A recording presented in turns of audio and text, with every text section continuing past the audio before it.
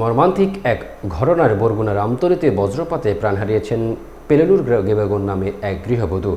মাত্র 25 বছর বয়সী এই নারী ডালের আটি নিয়ে মাঠ থেকে বাড়ি ফেরার সময় বজ্রপাতের ঘটনাস্থলে নিহত হন। আমতলী প্রতিনিধি মিতুন কর্মকার জানান, ঘটনাটি ঘটেছে মঙ্গলবার দুপুরে আমতলী উপজেলার কুকুয়া ইউনিয়নের পশ্চিম চুনাখালী গ্রামে। নিহত পেলেলুর মুসলিম গাজীর মেয়ে। জানা গেছে তিনি সোমবার বাবার বাড়িতে বেড়াতে এসেছিলেন।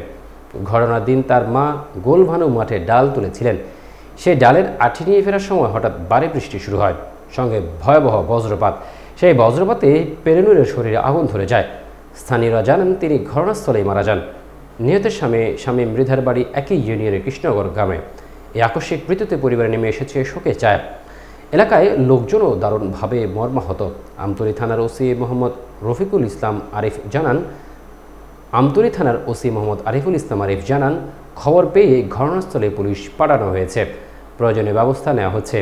উপজেলা নির্বাহী অফিসার মোহাম্মদ আশরাফুল আলম বলেন, পরিবারে যদি আবেদন করে তাহলে সরকারি সহায়তা দেওয়া হবে। পেলেলুরের মৃত্যু যেন আমাদের মনে করিয়ে দেয় প্রকৃতির সামনে মানুষ কতটা অসহায়। এই ধরনের দুর্ঘটনা থেকে বাঁচতে সচেতনতা আর সাবধানতা খুব জরুরি।